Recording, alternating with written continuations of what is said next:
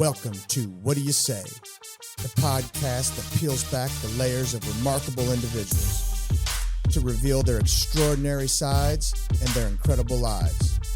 I'm your host, Frank Termini, and I'm absolutely thrilled to embark on this journey with you. The podcast name's What Do You Say, but that's not how it's said. How do you say it? We say. What do you say? We say. What do you say? We say. What do you say? You got it. We say. Hey. Welcome back to What Do You Say? My name's Andrew Termini. With me is your host and my brother, Frank Termini. If you like what we're doing here, please go out there, like, subscribe, leave us a review, and remember to turn on those notifications so you can be updated every time we upload some new content. Man, Frank, it has been I think I did like 3 without you. 3 without me. Yeah, I've missed. I think 3. Yeah. I think There's some good ones. I missed some good ones, and I'll say this: I think the audience would agree that it everything is just we got a good chemistry. I got to start being careful with what I say. Yes, you do, because I think there might be some things that people are hesitant to share. Maybe. No, I ain't worried about that. Oh, okay. I mean, that's the whole reason you come on is to bare your soul, right? I mean, I can't imagine someone agreeing to be on a podcast and not want to disclose. Yeah, But what I'm saying, unless you have unless like there's been a couple questions asked of me that if I'd have known all my wife's volleyball players listened to my podcast, that I would have blatantly lied about. Yes. I would have blatantly lied about. Well, you know what? Here, it is what it is. It is what it is. Yeah, and we're just happy to be here and happy to have our people listening. And And at the end, here, the reason why people listen is because I just tell it. Yeah, you're a loose cannon. I just say what's on my Shoot mind. in the hip, It is what it is. you know? So we got Jessica Arbuckle. Yes, that's me. And so we've had so many of these stories that have came on the podcast, and it just never gets old for me. No, the stories of overcoming these battles in life that each individual deals with, that they think they're by themselves and solo in them, and they find out that, like, as I was reading Jessica's questionnaire, I had no idea about some of the trials that she's had, and was actually kind of shocked to read it, and because I've known Jessica for. Oh, so you guys known each other? Yes. Oh, because she's in real estate and so are you. Yeah, yep. She was at KW, Keller Williams, Northland Partners before I was, and then I joined a team, and our offices were right next to one another. And so I'd say His teeny bopper age. Yeah. We're not gonna. Yeah, because you're probably No. 43? We're not gonna date ourselves, Frank. 44. 44? Yeah. Okay. And you're gonna be. I'm 44. I'm gonna be 45 in April. Oh, so it's not your teeny bop. I mean, both of our teeny bopper days. Yeah. I mean, I You were got. probably in your early 20s, right? Yeah. I was in my early 20s. Yeah. I 'Cause- mean, KW opened in 2003. So. Yeah, it was around then too. Yeah, because I remember getting into the office, and I think you guys were the only people there at the time. I mean, like, I don't think Matt Graham or Stephen Hall. Yeah, they were there. Were they helped there? Opened it. Yeah. Yeah. Okay. Mhm. So, but all of the offices weren't filled. I know No, that. So no. it was pretty brand new. Yeah, it was new. And that branch of Keller Williams has done amazing things. They have. They really have. Super proud of them. Yeah. So, Frank, do you want to? So we're dealing with another redemption story. Yeah. 100%. I love them. Yeah. So born and raised in a nuclear family, Yeah. Christian home. Yep. So it's funny, you you think it's such a false sense of security, when you, because here we had a fantastic home life as well, and Catholic school our whole entire lives, and still deviated. prone to wander. Yeah. Prone to wander. That's we'll call it. humans, though. Yeah, sure. Yeah. It goes back to Adam and Eve. Don't eat of the tree. Yeah. Yeah. Yeah. I'm gonna eat. And some people, like there are some of us who, when you're bound by that many rules, because we went to mass on Tuesdays, Fridays, and Sundays. Yeah. And in your questionnaire, you said you guys were kind of doing daily. Yeah, so we would go to church. Like Wednesday night, you had youth group. Sunday morning, you had church. Sunday night, you had something. And Friday night, I mean, we were raised Baptist. So, like, you got together, brought your fork, and had a potluck. Yeah. So, like, we were involved in church. And then as an adult, I would go to church. I might go out Saturday night drinking, but I was in church on Sunday morning. Yeah. Really? Oh, 100%. Yeah. I never walked away from faith. I think that's why I was able to stop the way I was, because I never walked away. It wasn't about that for me. It was, I'm going to do this and I'm going to live this way. Yeah, it's like I can go out on Almost Saturday. a double life. Yeah. I can go out on Saturday and ask God to forgive my sins on Sunday. Right. If I was Catholic, I could just say like 6 Hail Marys and it's done. So the Baptist, you're not weren't Southern Baptist, which is a different, kind of a different. There's First Baptist and Southern Baptist. I was right? First Baptist. So what's the difference? I'm not sure. Very well. I just know that like you don't drink, you don't go to the casino, you weren't supposed to wear pants. Like I had to wear a skirt to church on Sundays, and I would cry and beg my mom just to let me wear pants one day. And now everyone shows up like they're going to Worlds of Fun. Yeah.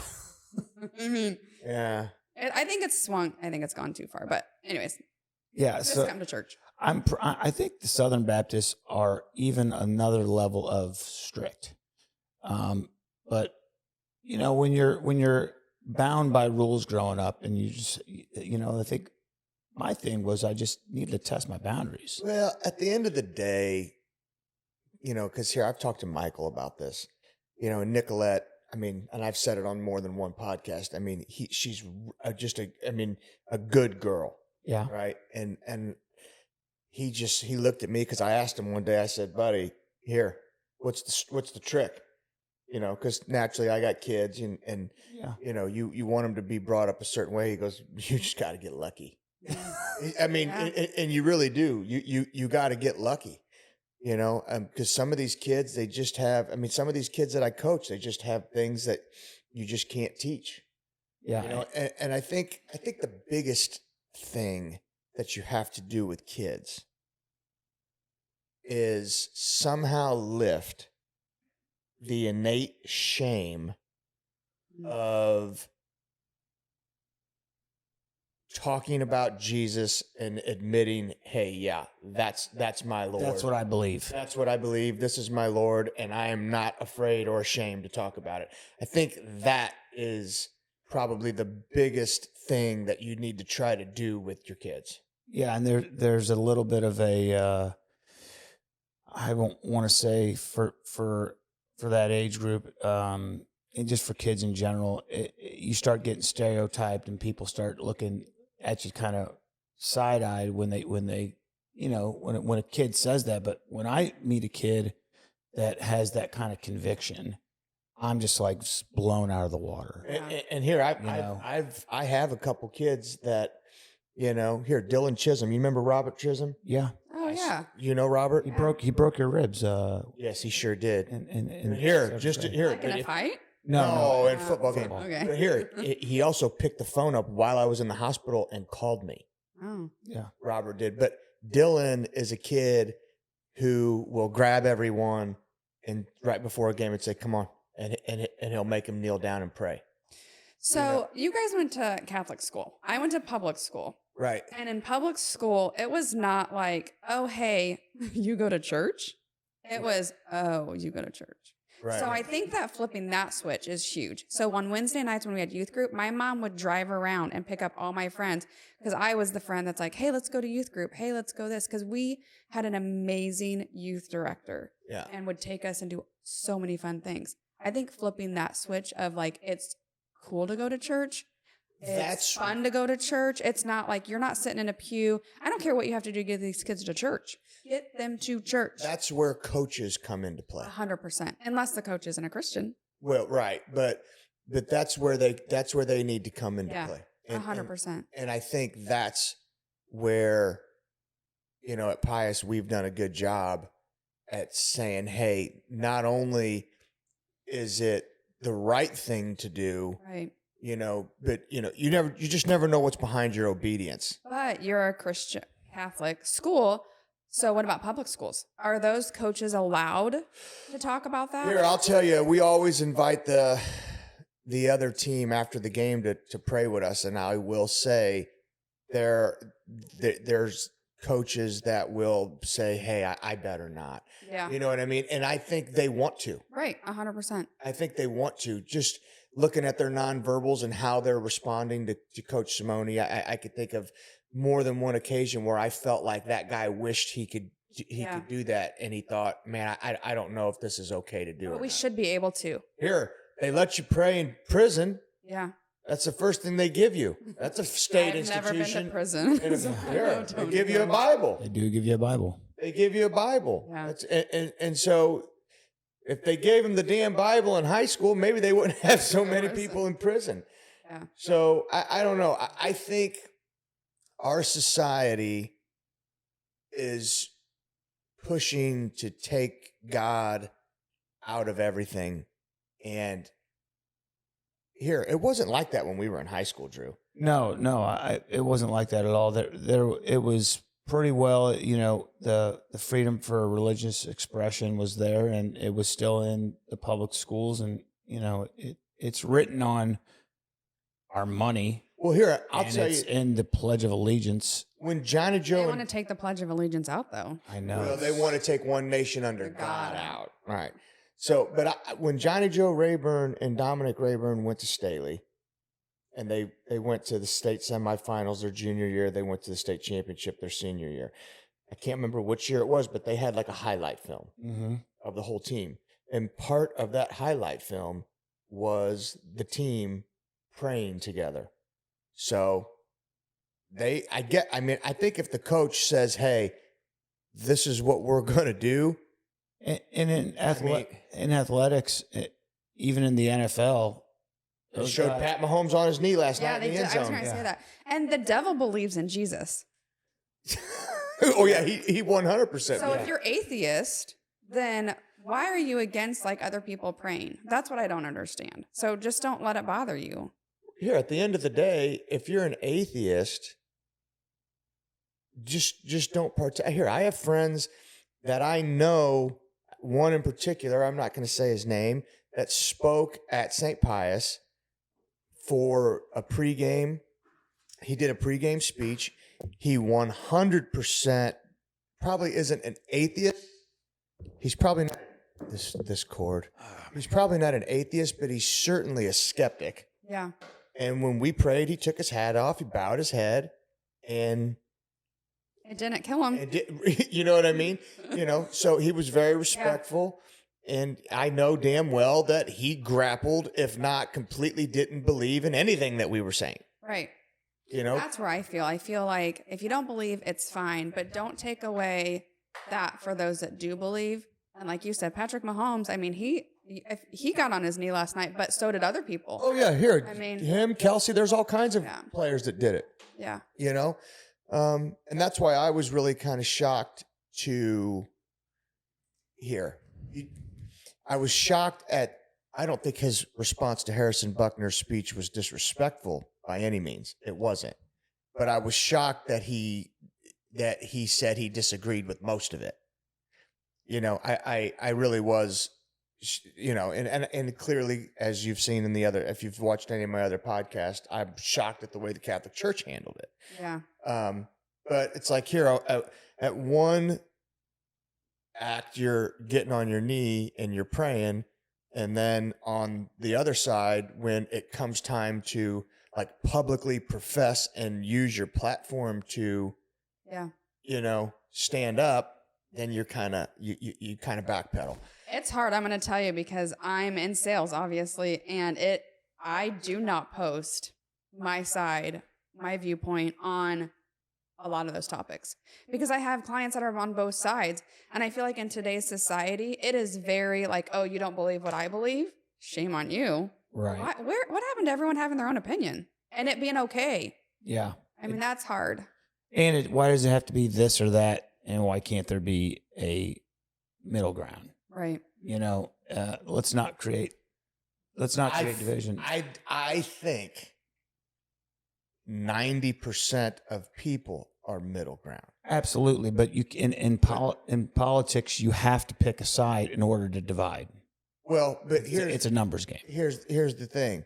The media is what's doing the division, and they're highlighting that 10% of way far left and the 10% of way far right.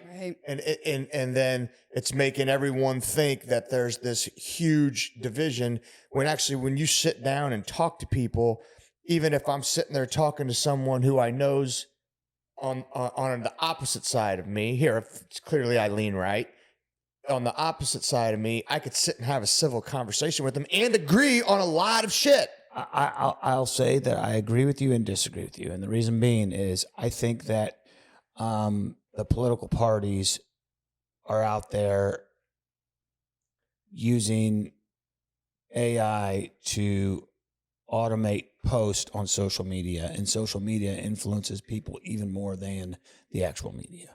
So we host exchange students, and one of our exchange students is from Finland, and in Finland they have like 6 candidates. I could be wrong on a number, but I think it's like 6. And I am like, why can't we have 5? Why can't we have 4? And then it's not divisive. Then it's not like you vote them or you vote them. You have 4 options. Yeah.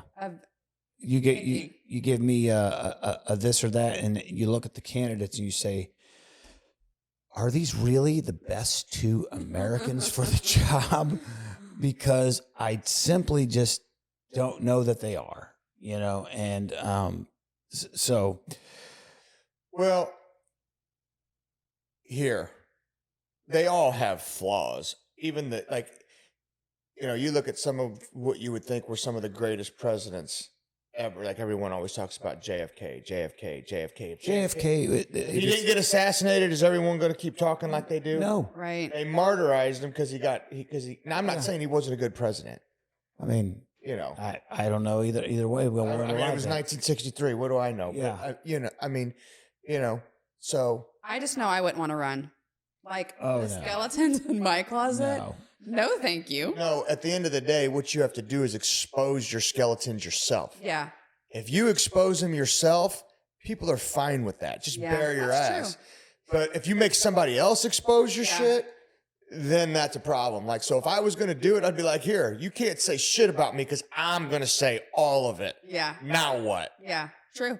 Now what? When I stopped drinking, I posted it on social media on my year anniversary. And my mom called me and said, what did you do? You look like an alcoholic. And I was like, well, do you want to talk about that? I might have been. Yeah. And so I think that like just putting that out there, I mean, even exposing yourself, you're thinking of exposing your kids. I mean, things that you don't want. I mean, come on. There's things we don't want our kids to know, right? Or you're like, okay, we're just not going to tell this rest of the story. And so like my daughter knows that I don't drink, but she doesn't know like all the stories of me drinking. Yeah. So like, that's what I'm talking about is like all of that stuff and it comes out and then people want to like make a story. That's what would be hard for me is people making up a story like, oh, hey, she did this. And it's like, no, I didn't. That is my biggest, I can't handle that. So let's lean into kind of speaking into her getting into her sobriety. So you went to Oak Park, correct? Yeah.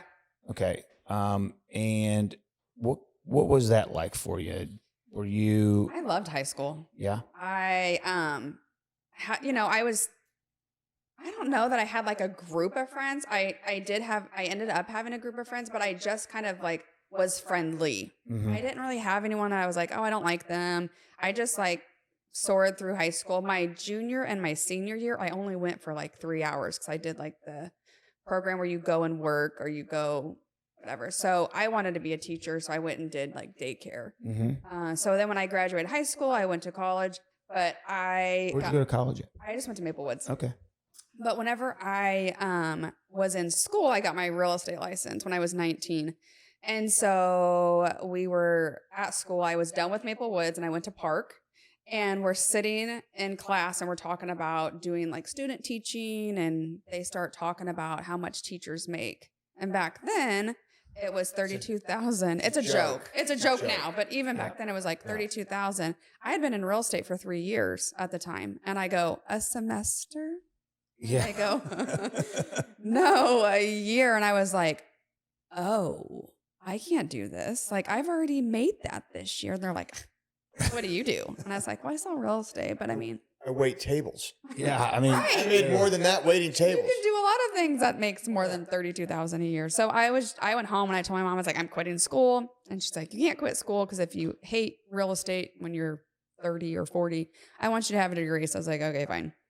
So anyways, fast forward, I just stayed in real estate, and I always tell my mom, I'm 44 and I'm still in real estate. I don't hate it. Yeah. yeah. So yeah. So as in high school, did you party? No, I mean, yes and no, not really. I mean, I started drinking in high school. Yeah. I think most, Go ahead. Sorry, Drew. I think most of us did, but yeah. I So wasn't like a partier. Yeah. I mean, I went to parties, but I wouldn't say that like my drinking stemmed from high school. okay. My drinking stemmed from selling real estate, and you can leave whenever you want. Yeah. And like right now, well, it's early in the morning. Okay, so like today, if I wanted, it's Friday. So let's say today was Tuesday and I wanted to go drink at like 1 or 2 o'clock. You could go to lunch with some realtors, start drinking. Then other people show up around 3. And then the evening crowd shows up around 7. And then you're out the rest of the night. Oh, Yeah. Yeah. that's awful. And then you mix in some mortgage brokers in there too. And Oh, yeah. And they're buying your drinks. yeah. And you know those guys like to have fun. And then on Thursdays, they had Or Thirsty gals. Thursdays. So then everyone went out on Thursdays. So you experimented like 99% Yeah. of kids did in high school. Yeah. But it didn't become a problem until you were in real estate, and you were probably how old? So I got my real estate license when I was 19. So when did you really start drinking, would you say heavily, where you would say you had a problem? So that's where like I do agree with my mom. I don't know that I drank heavily. I drank often. So an example is like someone might go out Friday night and be a heavy drinker, right? And that's all they drink is Friday night. I would drink like Tuesday nights if we went bowling. And then Wednesday night we might go to Denim and Diamonds. I'm just thinking of all the things we used to do. And then Thursday night was Thirsty Thursdays. And then Friday and Saturday you got to go out. Thursday night was Woody's. Oh, yeah. Yeah, I forgot about Woody's. Woody's was fun on Thursday. Yeah, that was fun. So it was a regular, consistent regiment Yeah. of And then my FOMO was huge. yeah, you Like, man, who's at Woody's tonight? Who's at Denim and Diamonds? I got to go. yeah. Yeah. And you're like, well, it's networking. Yeah. You know, in business I sold out of going out. Yeah.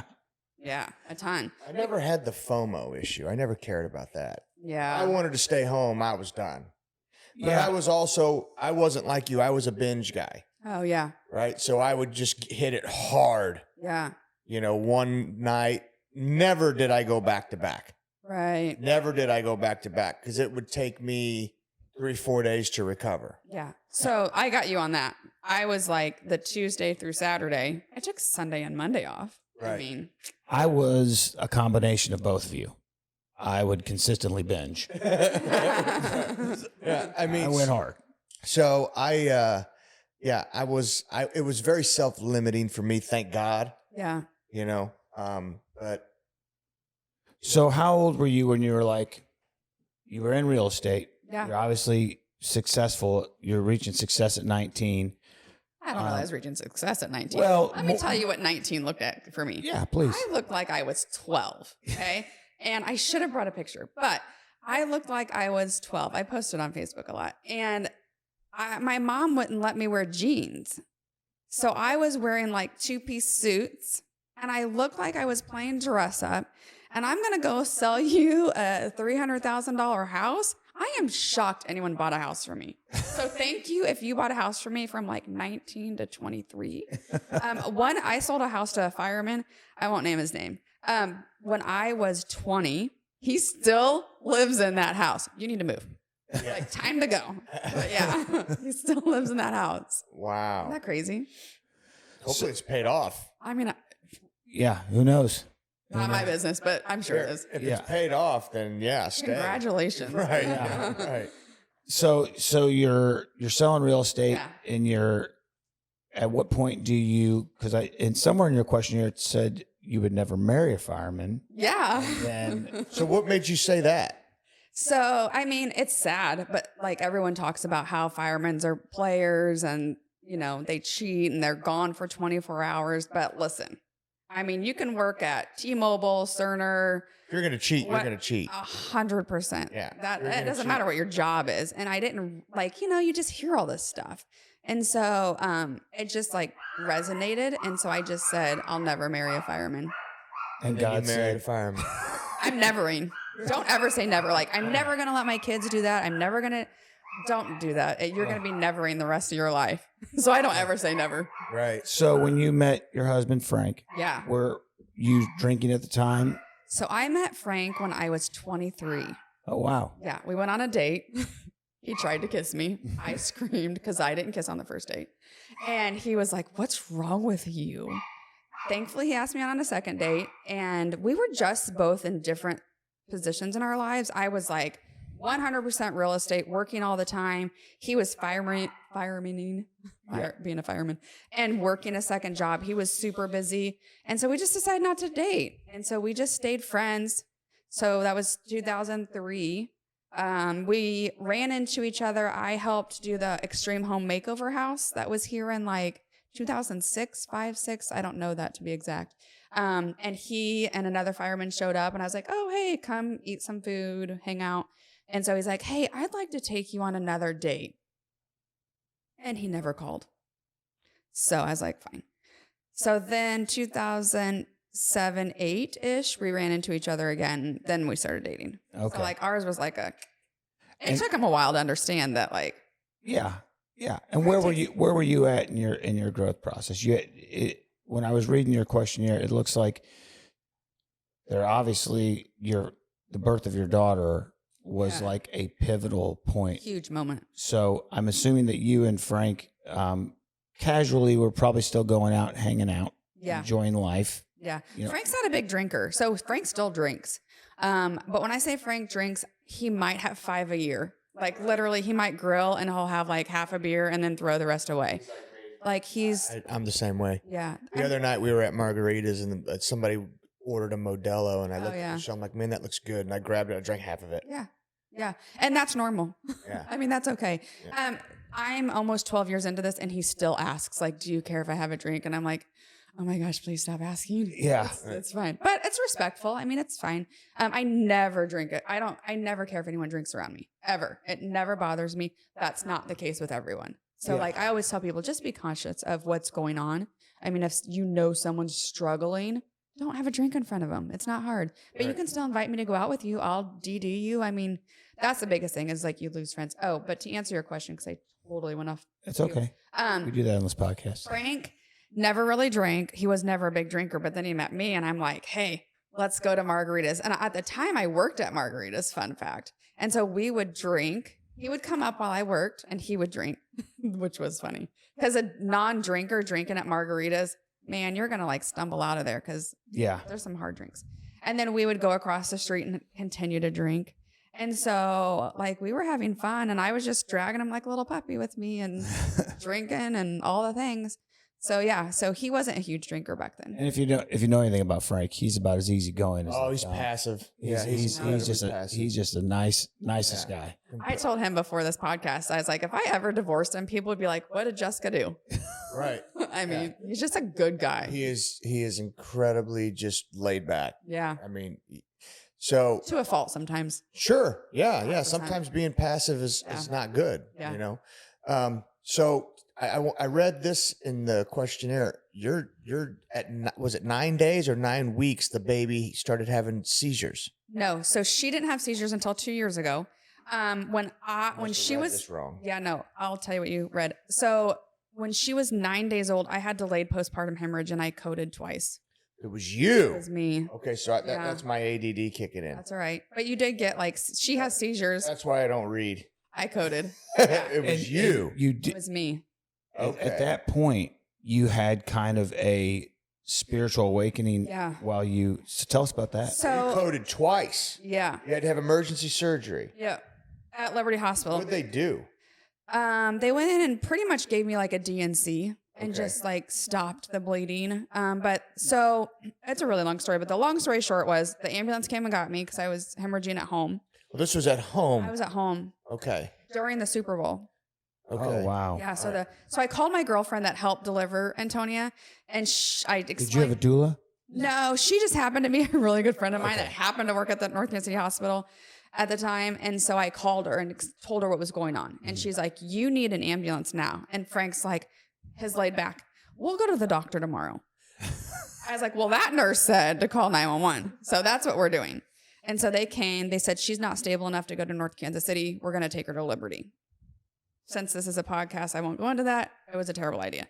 So my doctor was at Liberty or at North Kansas City. He found out about it, called the on-call doctor at Liberty and said, I have a patient in your ER that's dying. You need to go, because Liberty Hospital never called an OB, which is crazy to me. So I laid there for 2 hours. They showed up and she's like, sign here for a hysterectomy, sign here for a blood transfusion. I was signing my life away, and I'm upside down at the time because like they want to make sure the blood is still to your brain. Also, my mom and dad were there and my husband was at home with the baby. Oh, Man. no. Because it's like January, it's flu season. I'm like, God, don't bring my baby here. And I didn't know what was going on. I mean, I just figured they'd go and fix something, you know? So anyways, so Frank shows up and I'm like, where's Antonia? And my sister-in-law showed up and watched Antonia. And so I went to surgery.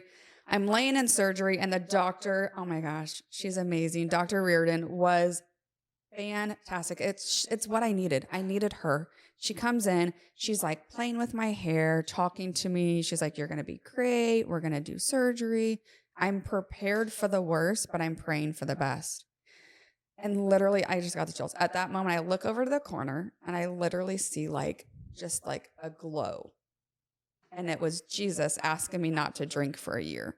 Now, I had not drank, right? Because I had a baby. I was pregnant 9 months. I didn't drink when I was pregnant. Was this a auditory and visual? So it wasn't like, it wasn't like I could say, you're standing in that corner. It was just like You knew it was him. Yeah, I just knew. The energy, you knew. Energy, everything. This is what's crazy. She knew. She said, Jessica, what do you see? And I didn't answer her. And so anyways, I ended up having surgery. So she asked you. She asked me, what did I see? Oh, and they were making a bet. And I was like, what's the bet about? And that's the last thing I remember. But the bet was to see if they were going to have to do a blood transfusion, because they can tell in your eyes, I guess. Okay. And so I had surgery. I wake up and she's there. And I was like, she's like, how are you doing? She did all the amazing doctor things. And then she said, who was in the room? And I was like, what? So she asked you again. She asked me again. Prior to surgery and after surgery. After surgery. Yeah. And I didn't answer her. Why? I don't know. I was not in the right state of mind. Yeah, when you just get out of I surgery. guess, I mean, I'm going to surgery. I'm bleeding everywhere. So you just ignored the question. I just, yeah. Well, the first time I didn't have to really answer. It was kind of like I'm not really there. I'm not really with it. I could just kind of float through it. The second time I was like, I don't know. Did you ever tell her? Yeah. So I went to my follow-up appointment and told her, and she said, I know. Wow. No way. Yeah. She said that they feel it. And she said, sometimes you can feel like good or bad. She said, both come. I was like, whoa. I will say that is definitely true. You can definitely feel, because I've been in obviously some situations where some people have been fighting for their lives or deceased, and you can feel the energy around the scene, as soon as you walk into the home, which is another thing we could speak to, is real estate and walking inside of houses, how they actually have an energy inside of them. I don't care what home you're in, you can walk into a house that's vacant and feel an energy. But yeah, that is something that's kind of hard to put your finger on, but it is real. You can feel the positive and negative. So she tells me I need to tell my husband. And I was like, oh, okay. The doctor says you need to tell your She husband. said, you should tell your husband. Or she asked me, she's like, have you told your husband? I said, no. She's like, you should tell him. And I was like, okay. At this point in time, it had been like 3 or 4 months for my follow-up. So it wasn't like a couple days. Right. So I had time to think about it. So I hadn't told him. And I was nursing, so I knew I wasn't going to drink. So it's kind of one of those like, okay, I know I'm not drinking. I'm nursing. So why am I being asked to not drink for a year? And I had a lot of like anxiety and mental stuff after hemorrhaging and just thinking like, is it going to happen to me again? Right. Sure. Well, postpartum had to be extremely Super difficult. difficult. Yeah. Yeah. Frank had to take off like 6 weeks, which now they offer 6 weeks. So I'm like, can we have that 6 week back? Yeah. I think they offer more now. Oh, I know, it's crazy. I mean, I'm thankful for the new people, but I'm like, can we have that time back on our sick leave? Yeah. But anyways, so I tell Frank and he was like, oh, that's awesome. Like, good for you. And, you know, it's just kind of one of those things that you're like, but why? And I just kept saying, but why, but why, but why?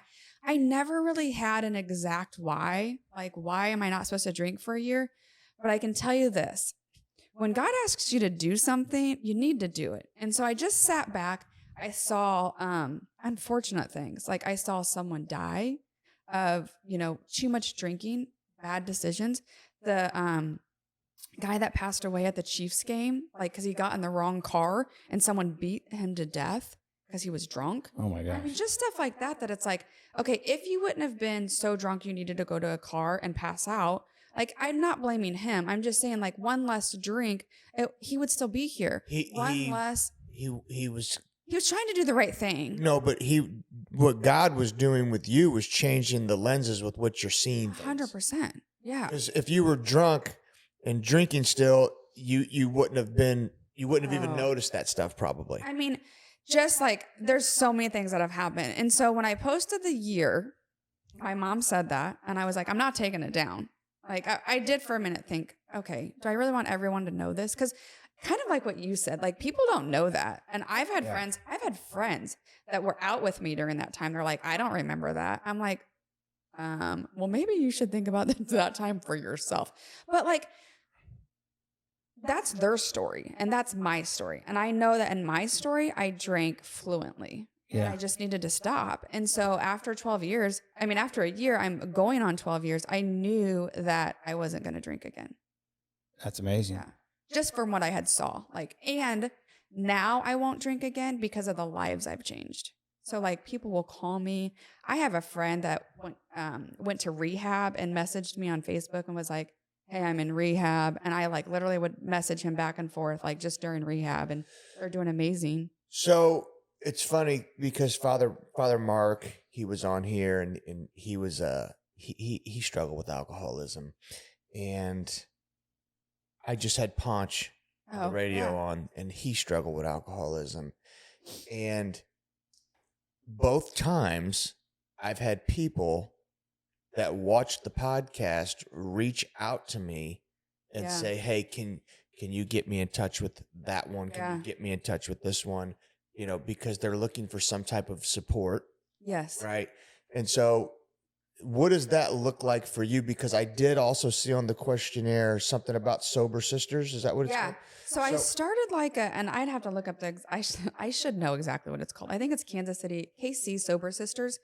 And we've had guys try to join it, and it's like, look, dude, start your own. Yeah. It's literally just for girls, just to like someone posted today. It was someone I would have never in a million years thought that they would join my Facebook page, and never in a million years would I have thought that they had a problem with alcohol ever. And they joined it. They didn't tell their story. And then today they shared it, and they're 6 months sober.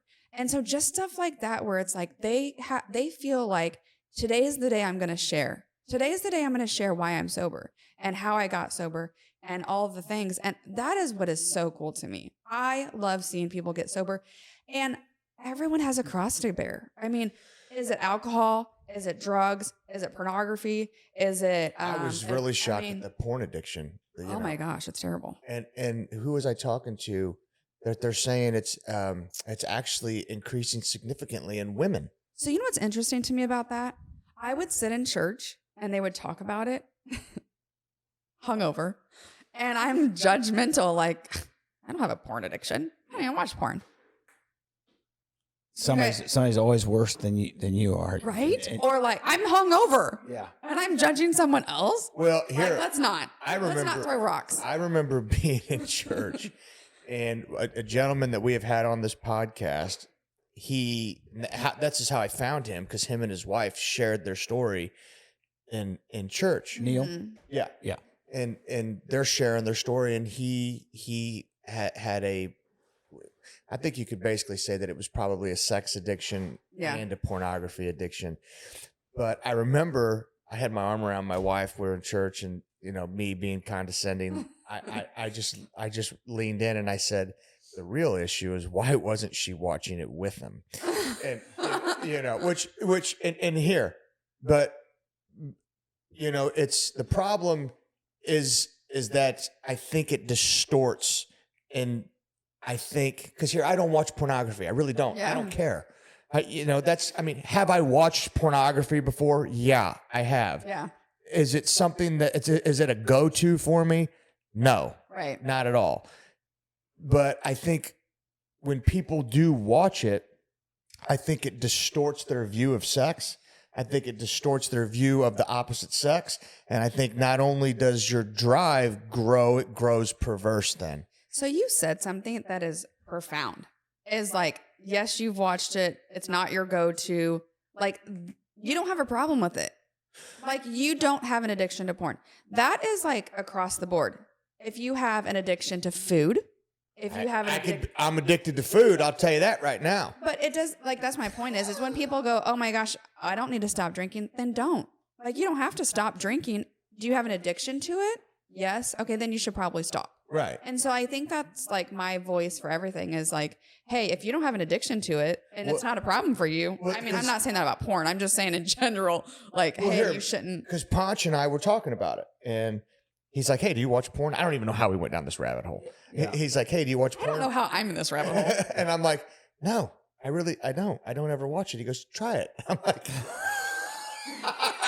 he goes, yeah, just you and your girl, just sit down and watch it. Just find out what she's into. You find. I'm like, dude, I can't even go to the bathroom, right? Let alone sit down and watch. You have those hands that come over to the door.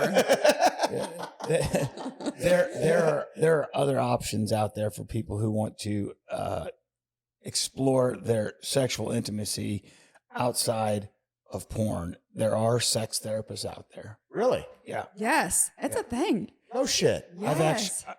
I've actually been to a sex therapist. Really? Yeah. You didn't know that? That's your brother. Yeah, we've never. Okay. I don't think anybody. I'm not passing any judgment. So how does that go down? So I'm down for whatever. I'll try anything once. I don't think your wife would like you going to a sex therapist. No, I'd go with her. Oh. Yeah, I went with Caitlin. Yeah, I think you go with your partner. You do? I think. I just assume. Yeah. Okay, we're gonna let you talk. I need to hear this. Yeah. So unless you want to dance with yourself. No. So it was, Caitlin and I would go meet with this lady, and basically we would kind of discuss our intimacy with what triggered you, if you don't mind me asking. To go? Yeah. I think we were in marriage counseling with Regina, and we were working on our communication with one another, and how tone kind of, we grew up in a loud Italian family. And so my wife is very concerned. Very opposite of that. And so, I was in culture shock the first time I went to a Thanksgiving, because people weren't screaming across the room when they had something to say to somebody. They would actually go over and have a conversation. It was very quiet. And it was like, oh my gosh, what the hell's going on? People actually do this. So we were working on our marriage and our communication, because obviously Caitlin moved in 2019, and then the entire world shut down. So, we're just trying to navigate being married, and because you got married in November of 19, right? Yeah. And in March of 20, everything shut down. So she transplanted everything, and everything's shut down. And she's stuck in the house with you. Stuck in the house with me, right? Hey, I told him before this, that's my life. Like, Frank works 8 days a month. I work from home. And people are like, oh my gosh, I'm home with my spouse. And I'm like, welcome to my world. Yeah. Nothing changed. I want to get back to what you're talking about. But when me and Michelle were at home together, we never had any issues. We didn't. Yeah. We never had any issues. Life didn't change for us. No, we loved it. I still worked. Yeah. Yeah. Okay, go ahead. Go ahead. So basically you talk about, intimacy things, what makes, you know, what turns her on, what turns you on, you know, just all of the things that encompass your sexual intimacy with one another. Right. And kind of explore those things. And, you know, it's good to have a therapist because they'll throw out some books that you can read and, you know, kind of just discover, you know, one another through talking versus just like physically just trying, you know, stuff. I mean, obviously that Like have a game plan almost. have a game plan, you know, because some of those conversations are just kind of difficult to have with your spouse because I think that we get so busy and we forget about, you know, the intimacy needs that each one of us has. I think therapy is, I go to therapy, Frank and I go to therapy, and Tonya goes to therapy. Everyone's in therapy. And people are like, gosh, what's wrong with your family? I'm like, have you ever been to a therapist? You can tell them anything. Yeah. And they can't repeat it. It's amazing. Here, I'll tell you this. I feel Michelle and I have a fantastic marriage. Fantastic. And we go. Yeah. I mean, and you don't necessarily have to go to fix problems. No. You can go to prevent problems 100%. and ask, because here at the end of the day, you should always be asking yourself, how can I do better? Yeah. How can I do better? How can I make sure I meet all of her needs, spiritual, emotional, you know, physical, you know, all of those, you know, you want to find out and simultaneously her meet mine. Well, you guys have been through a lot in the outside world besides the two of you. Oh, yeah. And so I feel like I would have been shocked if you said you didn't go to therapy. I might have been like, hey, here's my therapist number. Right. Because then it's like you're just squashing it down and it's Well, going to bellow out at some point in time. I actually probably need your therapist number because ours retired. I know. I love She was Regina, so awesome. too. Oh, she Gosh. retired? Yeah. I went to her. She's- She was amazing. Oh, I my went to her gosh. forever. And I would go, because I was a little bit of a hothead when I was younger.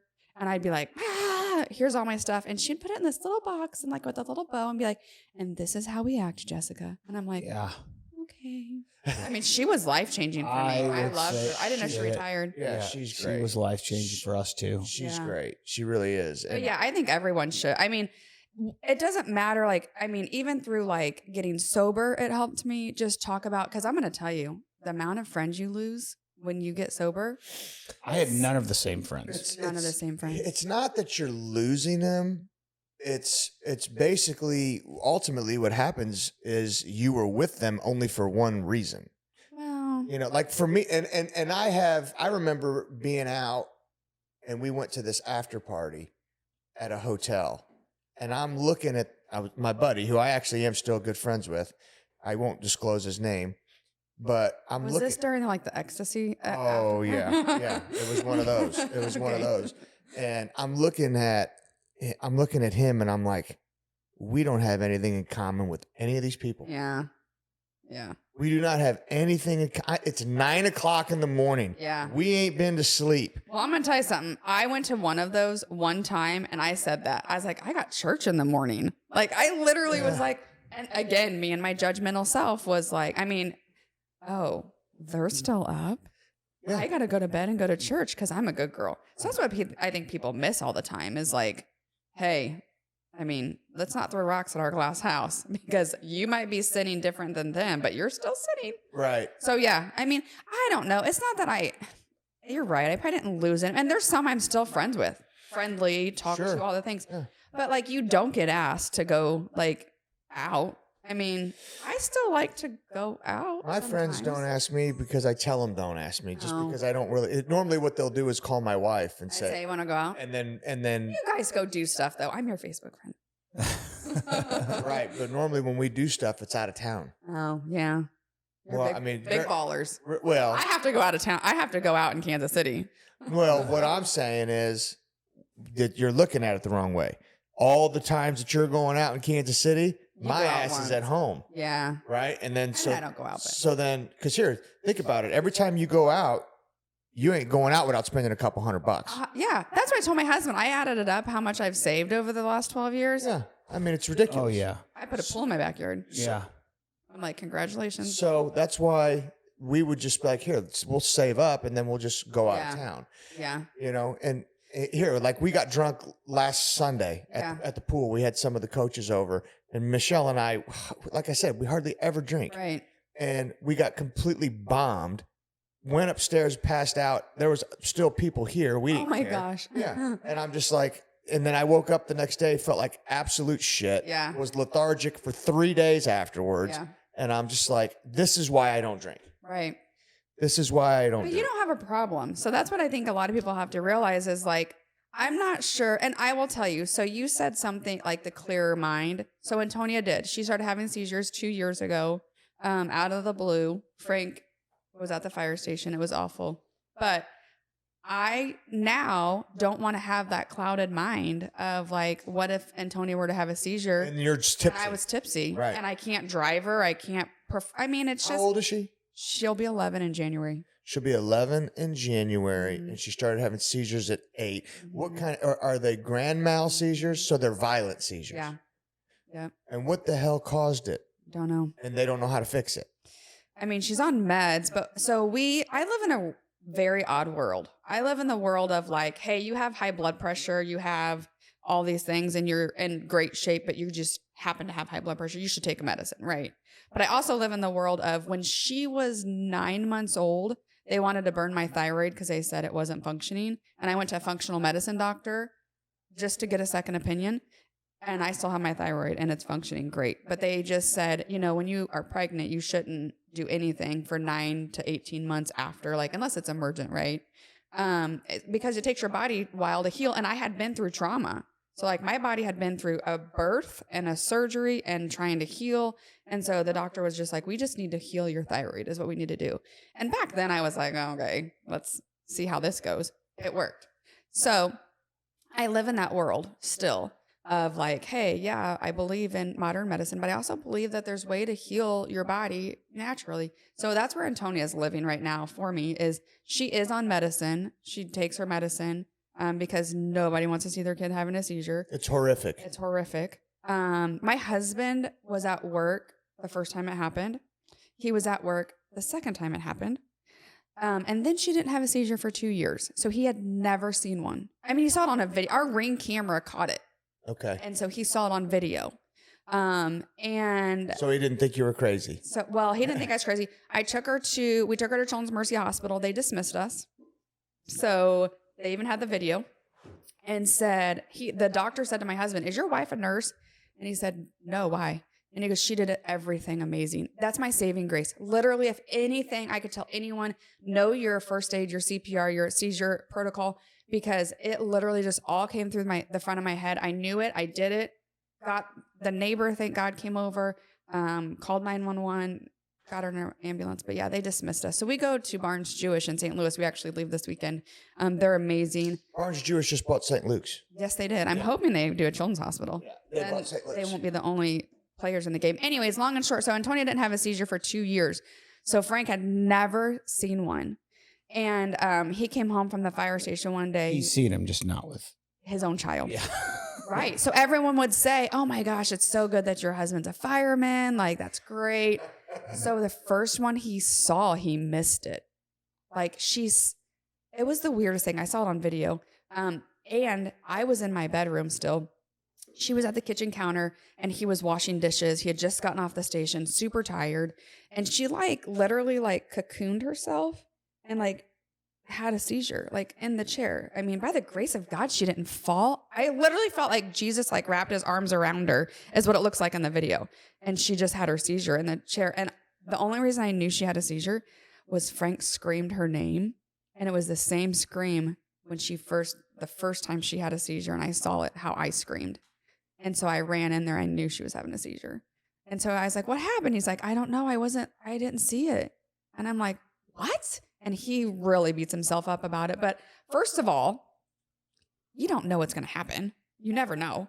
And she wasn't flailing about. She literally just cussed her. But it's because she's on medicine. And when she wakes up, does she not... I should bring this. When she wakes up, does she not realize where she's at and what happened? Or? No, that's post-ictal. So she doesn't know for a while. So we try to get her to bed, but you don't want him to go back to sleep because that's a whole other thing. So you just want to keep him awake and but comfortable. And I talk to her, and then later in the day she'll we'll talk about it. And she knows. So she's on medicine for it. It's because they talk about an aura. She doesn't have that. Okay. I try every time she has a seizure, I try to talk to her. Like, did you see anything? She'll just say, no, it went black.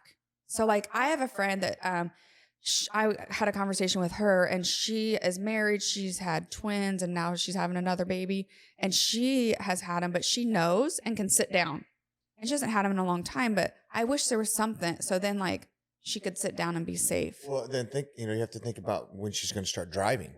Well, that's a whole other thing. So like when you're 16, a lot of kids don't come off the meds because you can't have a seizure and drive. And then if you're on meds, you can, because there's realtors. And that's the other thing. That's why I post stuff on social media. So social media, like, can we just say this?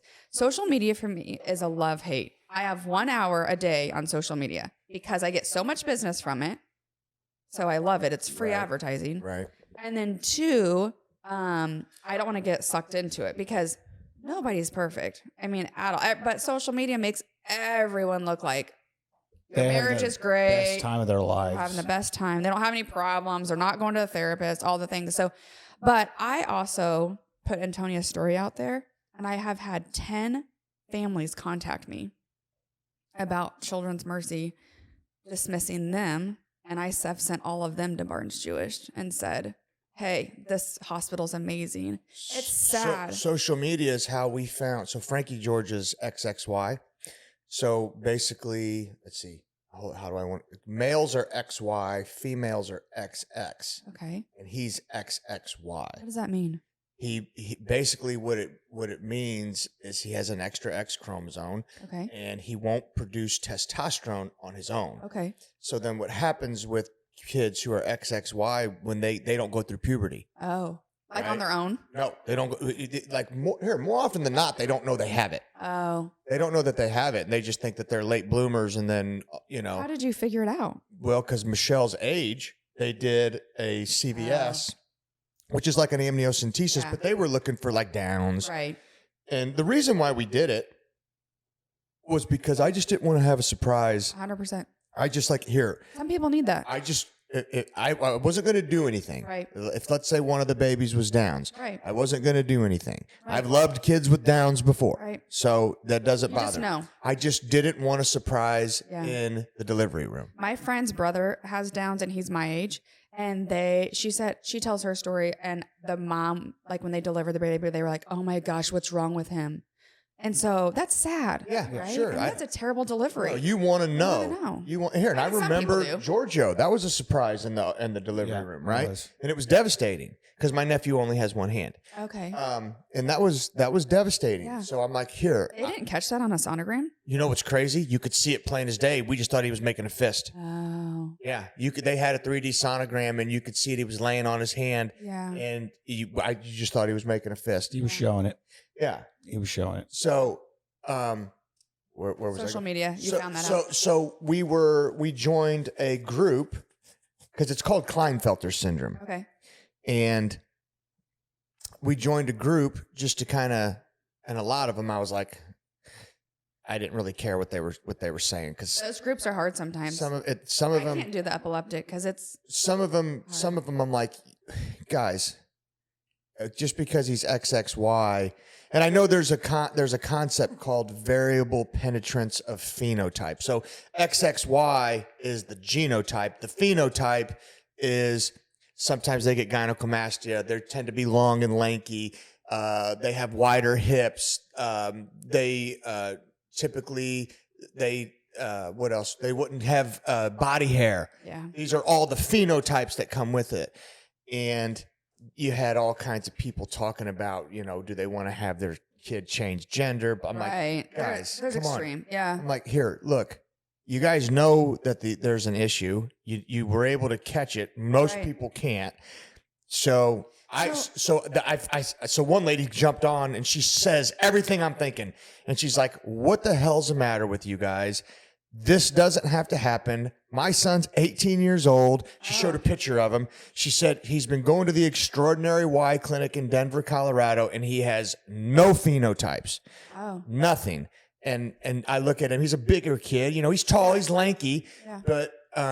he was a basketball player. He was a swimmer. He was a high level athlete. And I'm like, okay, we're going to the Extraordinary Y Clinic. So did you go? We've went 3 times. So I guess this is. We go so basically what they're looking for, when they're looking for the way the feedback loop goes is the posterior pituitary when it wants testosterone, it will give off the luteinizing hormone and the follicle stimulating hormone. Right. So FSH and LH. Right. And then when it gives off FSH and LH, that tells the testicles to release testosterone. And then when the pituitary gland detects the testosterone, then the FSH and LH levels drop. Right. Okay. So what they're waiting for right now is for his FSH and LH levels to rise. How old is he? He's 10. Oh. Which then would tell them his body's ready for testosterone. And then you'll give him testosterone. And then they give him testosterone. Yeah. Well, let me ask this question. This is probably a dumb question. No dumb questions, only dumb answers. Okay. So he's going to be on TRT at Yes. some point. And Probably in the next 6 months. in athletics, how does that? His testosterone levels would never get above normal. Yeah, you just keep him normal. They're just She trying to keeps him in the range that he's supposed to be in. That is. And I don't think they'll know that they're synthetic. They won't. They know. wouldn't know that. If Yeah. they checked him, they wouldn't know that it was. The It's only way only they would determine it would be like, hey, his levels are off the charts. Right. Right? If his levels were like super, super high. So I ended up having to have a hysterectomy after all of everything I went through. So I am on hormone replacement.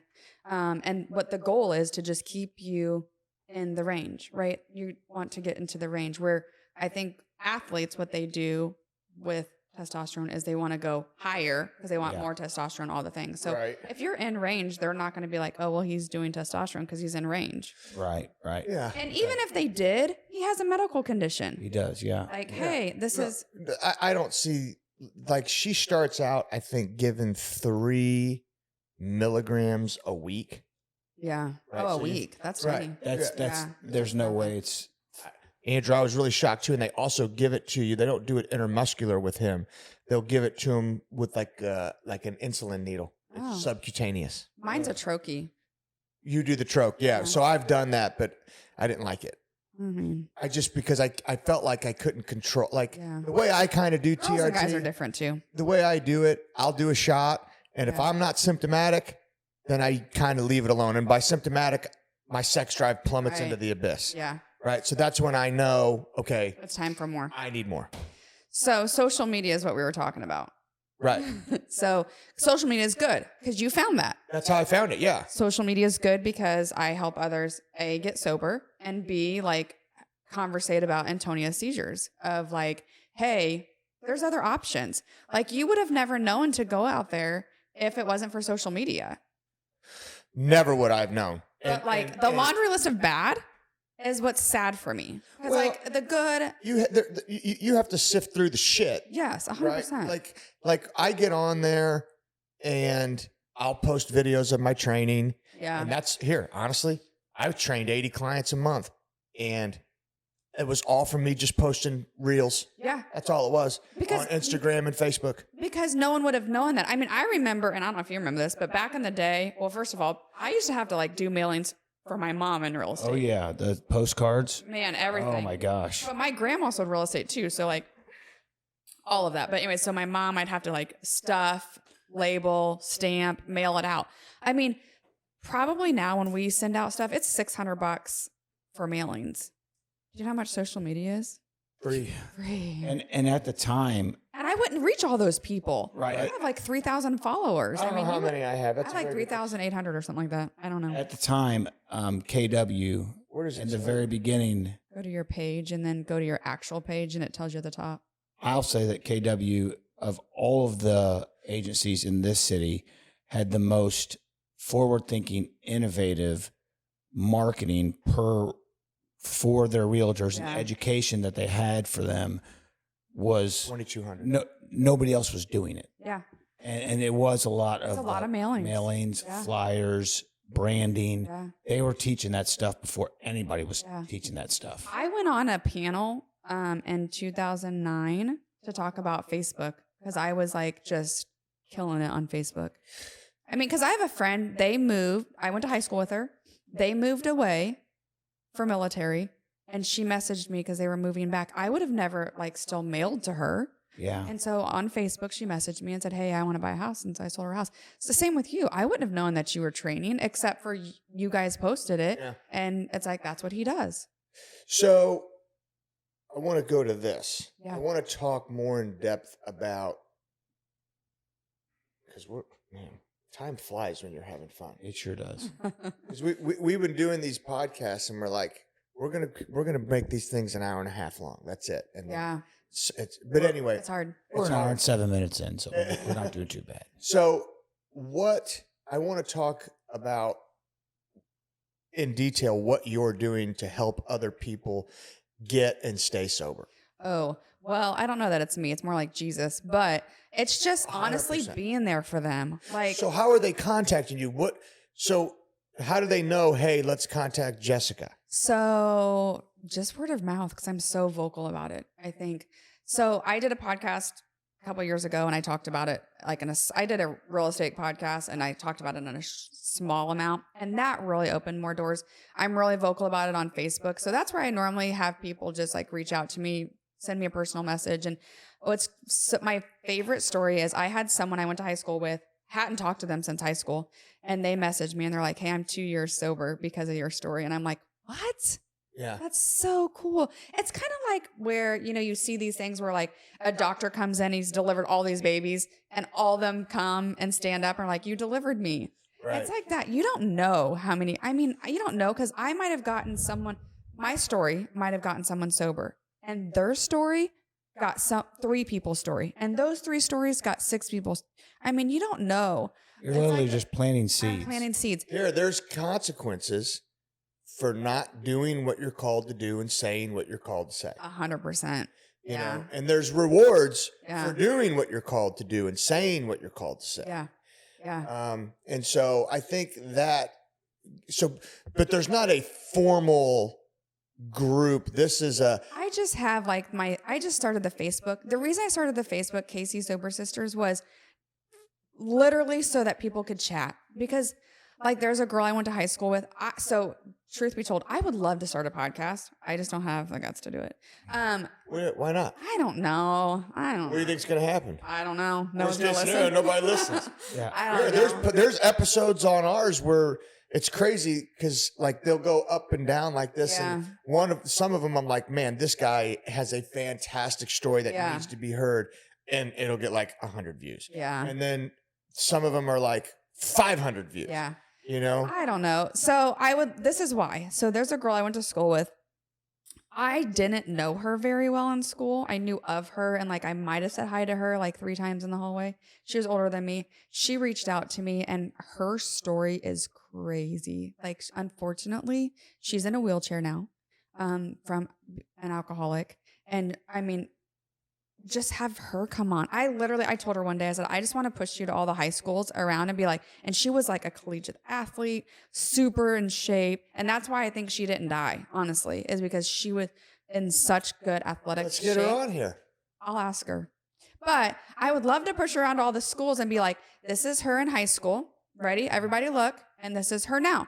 And this is why, because people think it's not going to happen to me. Oh, I'm an athlete. Oh, I'm this. Oh, I'm that. It's not going to happen to me. Ask her. We can. I'll ask her. We probably couldn't do it here, but we could do it at Dane's. Sure. Because ask her. Dane has, it's got wheelchair access. But she reached out to me, and we did a FaceTime, and she just told me her story, and she was like, How'd she get in a wheelchair? What happened?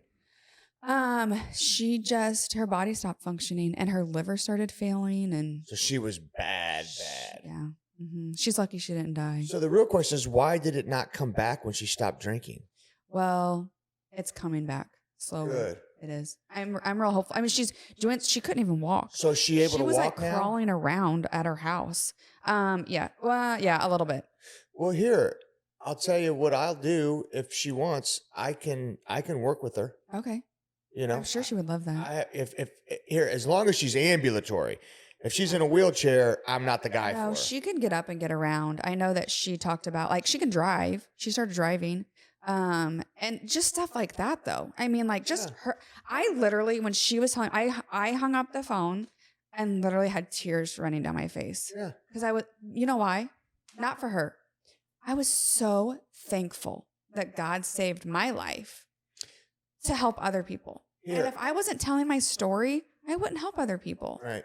And here, at the end of the day, I always had, and it seems like you did too, the Holy Spirit always had a real tight leash on me. Oh, it's tight. It's tight. I mean, even when I was drinking, doing blow, doing X, being promiscuous, when I was doing all that, the Holy Spirit always had a very tight leash on me because I would always self-loathe. And I didn't realize it till I got sober that was the Holy Spirit saying, Frank, you ain't supposed to be doing this. This isn't you. This isn't you. That's why Sundays I was at church. You know, I mean, so, and I wasn't. Yeah. I wasn't at church at all. Oh, I was at church every Sunday. No, I didn't start going to church until the twins were born, and the twins are going to be 11. So we've been probably going to the Rock for about 10 and 11 years. Yeah.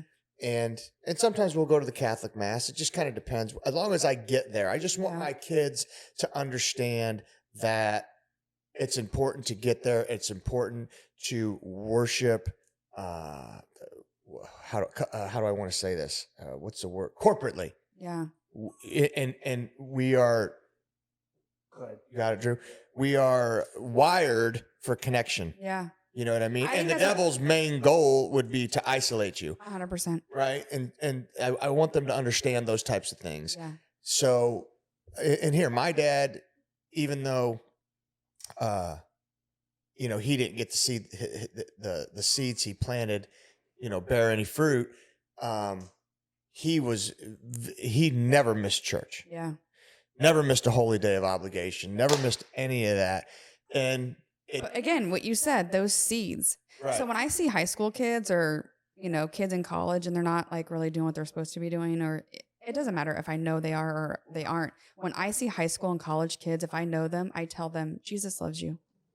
Yeah. If I say bye, like I have a friend that I've seen her daughter grow up. I'm like, Jesus loves you. And like literally she looked at me and I was like, Jesus loves you. Because that might be a seed, right? Like Right. Jesus does love you. Jesus loves everyone. And that's what, again, social media, all these people fighting over stuff. It's like Jesus loves them, that you're fighting with them, and he loves both of you the same. Right. And that's what's crazy to me that people don't realize. Well, because, and I'm guilty of it, but I think the grace of God is something that the human brain can't understand. Yeah. Right. Oh, yeah. Right. I think because we live in this performance-based world, right?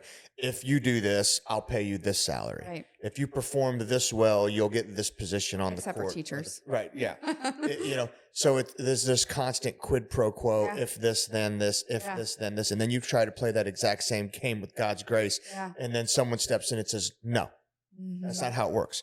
You can't earn it. You don't deserve it. No. You'll never deserve it. Matter of fact, the people who don't deserve it probably get more of it. Yeah. And it messes everyone up. I tell people that Jesus' love is like that of a baby. Like babies eat, they sleep, and they poop. And we all are like, here's your bottle, or here, if you're nursing, here's your food. Let me wipe your butt, clean you up.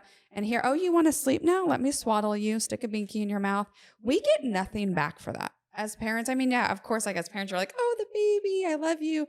It's a lot of work. Yeah. It's a lot of work, right? But you don't think about that in the moment. You're like, you love your baby no matter what. And they can't do anything for you.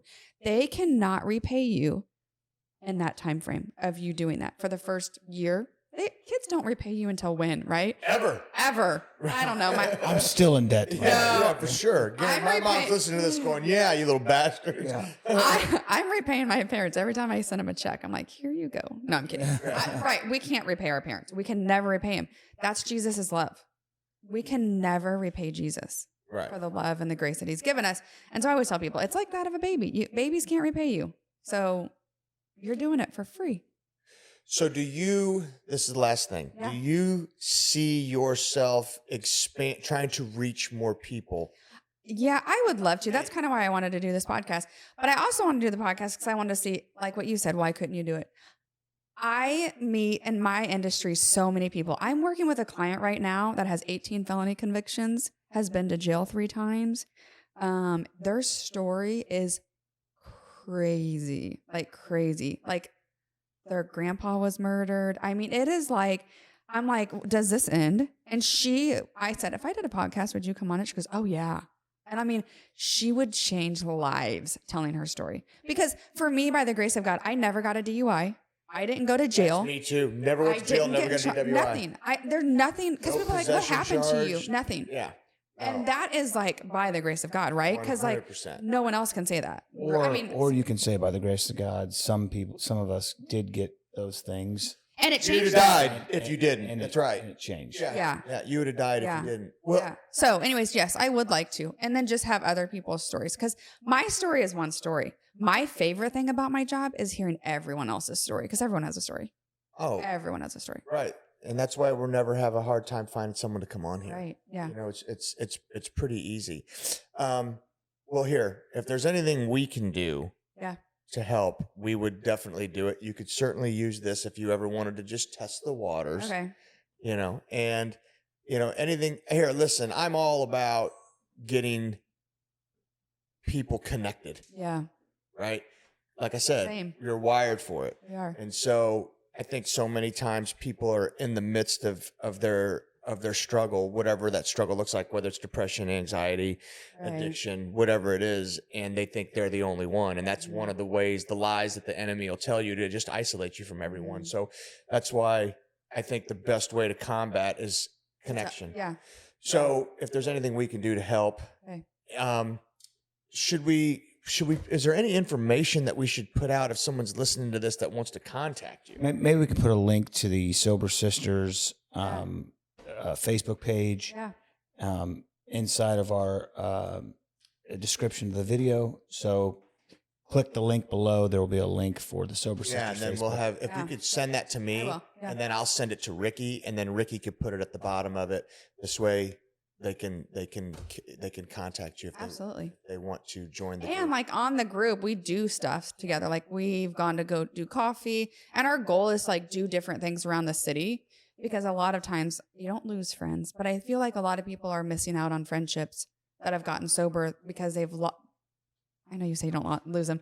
I'm trying not to say that, but like they're not friends with the same people, or they've had to change friends, right? Sure. Because like and it's nothing against them. It's just your own personal thing.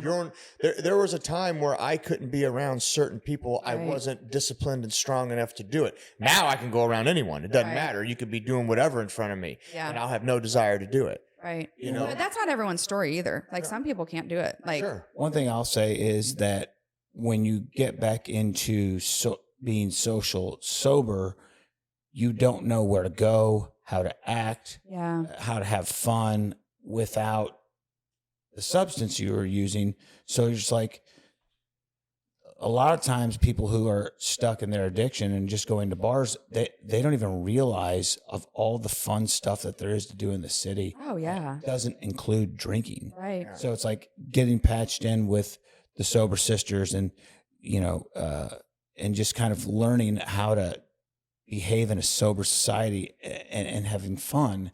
That's huge. Cause for me, it was a struggle to kind of figure out, like, what do I do? Sure. I'm not going out to bars, or strip clubs.